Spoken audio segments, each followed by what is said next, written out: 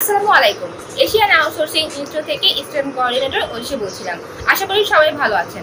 তো আজকে চলে এলাম আপনাদের জন্য নতুন আরেকটি ক্লাস নিয়ে, যে ক্লাসে আমি আপনাদেরকে আউটসোর্সিং বিষয়ে শেখাবো। এই ক্লাসটা আমার পরপর আউটসোর্সিং বিষয়ক টপিকগুলো থাকবে, যে আউটসোর্সিংয়ের মাধ্যমে আমরা কোন কোন কাজ করতে পারি, কোন কোন আউটসোর্সিংগুলো আমরা করতে পারবো। তো সেই টাইপের ক্লাসগুলো আমি এখন থেকে করব। তো পরপর সেই ক্লাসগুলো আমি আপনাদের জন্য আপলোড করব। তো কথা না বাড়িয়ে আমি আমার স্ক্রিনে যাব। আর হ্যাঁ, যদি আপনারা আমার চ্যানেল নতুন হয়ে থাকেন অবশ্যই চ্যানেলটি সাবস্ক্রাইব করবেন, লাইক কমেন্ট করবেন এবং পাশে থাকা বেল আইকনে ক্লিক করবেন।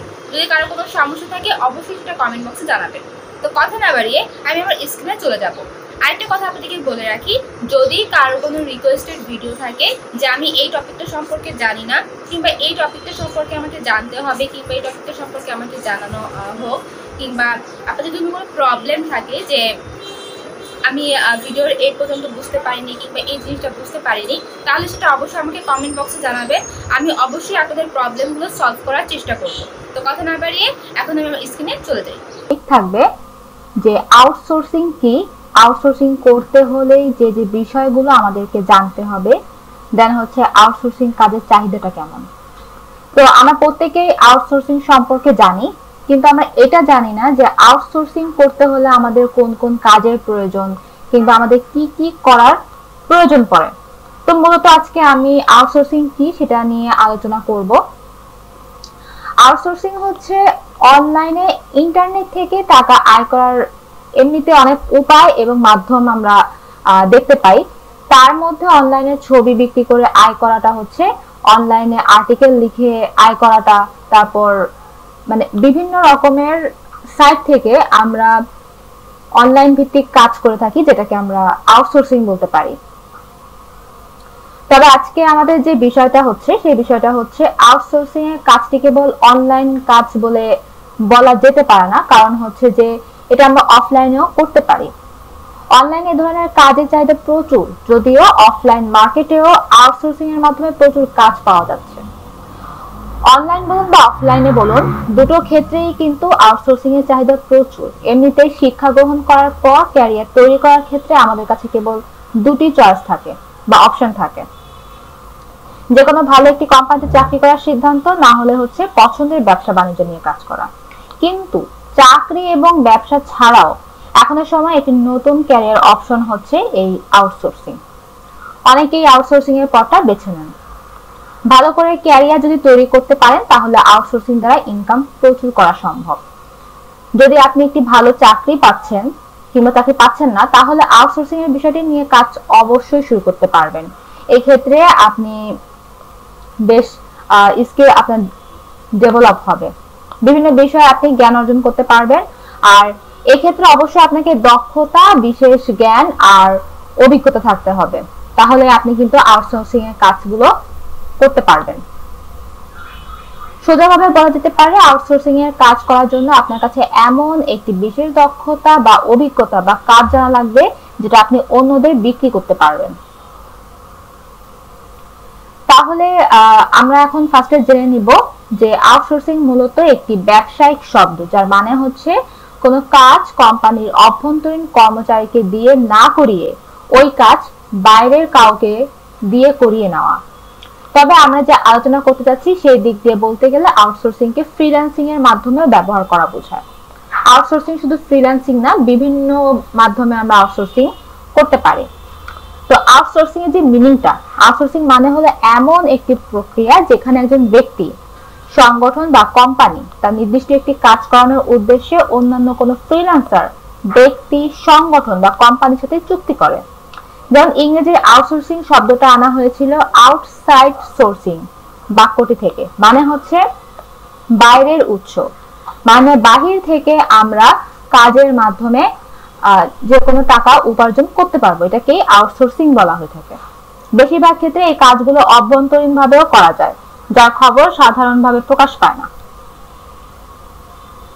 এছাড়া ভাবে যে কোনো কাজ বা কাজের চুক্তির বিনিময়ে কত টাকা নেওয়া বা দেওয়া হবে সেটা আগে থেকেই নির্ধারিত করে রাখা হয় এই আউটসোর্সিং এর ক্ষেত্রে। এবার আমি বলি যে আউটসোর্সিং আপনারা কিভাবে করবেন।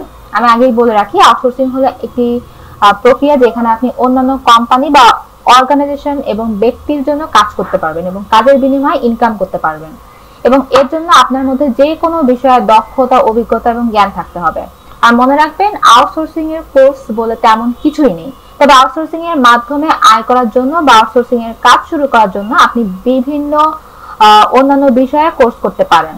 যেমন ধরুন, আপনি ওয়েব ডিজাইনিং এর কোর্স করলেন, আপনি অনেক ভালো করে প্রফেশনাল ওয়েব ডিজাইন করতে পারেন। সেক্ষেত্রে বিভিন্ন কোম্পানি বা অন্যান্য সংগঠনগুলি আপনাকে ওয়েবসাইটে তৈরি করার কাজ দিতে পারে। এটা কিন্তু আপনি এভাবে একটা জব পেয়ে যেতে পারেন আউটসোর্সিং এর কারণে। তো আউটসোর্সিং এর যে মূলত কাজগুলো, যেগুলো যেমন হচ্ছে প্রফেশনাল ডিজিটাল মার্কেটিং, দেন হচ্ছে ভিডিও এডিটিং, দেন হচ্ছে অ্যাপ ডেভেলপমেন্ট, তারপর হচ্ছে এসইও এক্সপার্ট, দেন হচ্ছে প্রফেশনাল গ্রাফিক্স, তারপরে ওয়েব ডিজাইনিং, আর্টিকেল, তারপর কন্টেন্ট ক্রিয়েটর, লোগো ডিজাইনার, এগুলো হচ্ছে আপনার আউটসোর্সিং কাজ। তো আমি এই জিনিসগুলো আপনাদেরকে লিখে বোঝাচ্ছি।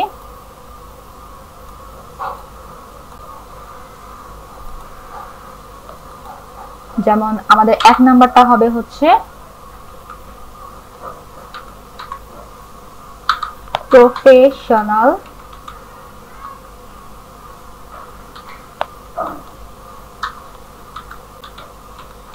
ডিজিটাল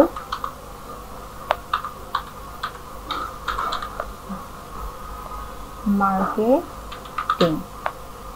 দেন হচ্ছে 2 নাম্বারটা হবে ভিডিও এডিটিং। এগুলো প্রত্যেকটাই কিন্তু আউটসোর্সিং এর কাজ, ভিডিও এডিটিং। দেন 3 নাম্বারটা হবে হচ্ছে অ্যাপ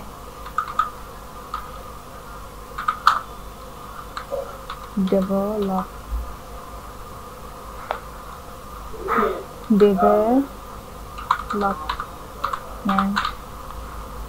তারপর বিভিন্ন রকমের কাজ থাকতে পারে আউটসোর্সিং এর।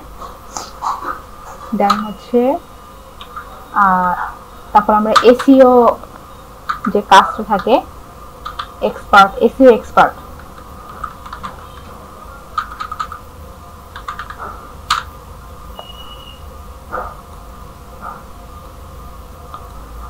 যেমন এই কাজগুলো আমরা আউটসোর্সিং এর কাজ বলতে পারি। ওকে, তারপর আমরা 5 নম্বরে দেখছি আরেকটা আমরা আরেকটা অ্যাড করতে পারি, যেমন হচ্ছে প্রফেশনাল গ্রাফিক্স ডিজাইনার,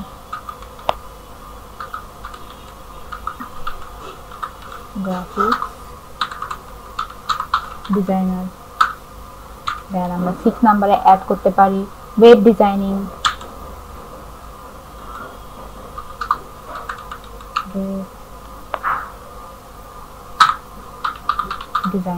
এগুলো যে কোনো একটা শিখেই কিন্তু আমরা আউটসোর্সিং এর কাজ করতে পারি।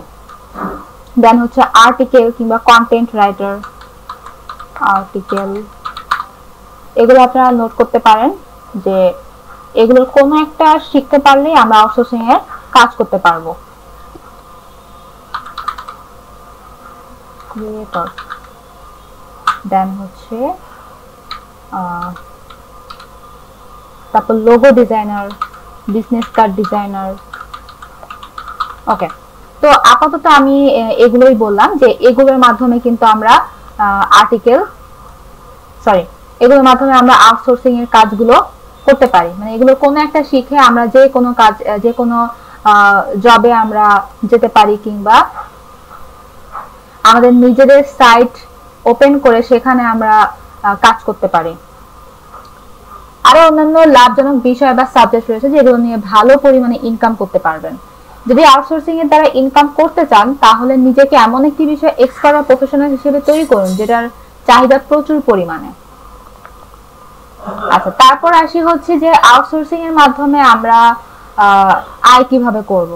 তো এই হচ্ছে এই জিনিসগুলো যখন আপনারা শিখবেন তখন আপনারা যে কোনো জব পেয়ে যাবেন, কিংবা ফ্রিল্যান্সিং এর কাজের মাধ্যমে আপনারা ফুল টাইম কিংবা হাফ টাইমে জবও করতে পারেন, কিংবা আপনাদের কোনো ফাইবার অ্যাকাউন্ট খুললেন কিংবা ফ্রিল্যান্সার অ্যাকাউন্ট খুললেন, সেখানে আপনি আপলোড করলেন এবং সেখান থেকে আপনি বায়ার পেলেন, সেইভাবেও আপনি টাকা ইনকাম করতে পারবেন এই আউটসোর্সিং এর মাধ্যমে।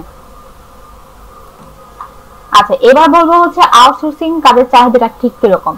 আউটসোর্সিং কাজের চাহিদা দিন দিন বেড়েই চলেছে। বিশেষ করে মানুষ এখন যেহেতু সবকিছুর জন্য অনলাইনের উপর নির্ভরশীল হয়ে পড়েছে, তাতে সামনের দিনগুলোতে দেখা যাবে যে সবকিছু অনলাইনেই পাওয়া যাচ্ছে।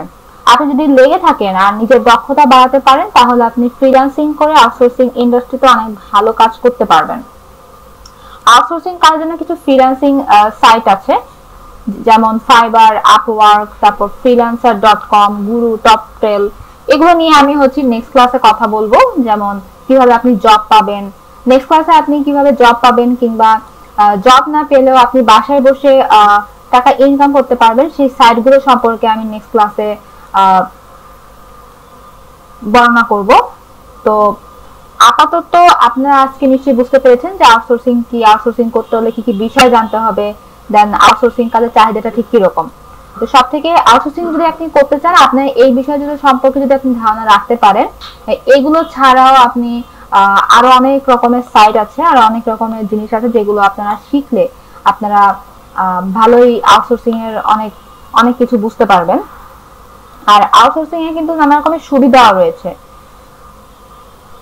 যেমন দ্রুত কাজ করিয়ে নেওয়া, তারপর কাজের ব্যয়, বিরতিহীন কাজ, আপনি নিজের ইচ্ছা মতো বাসায় বসে কাজ করতে পারবেন।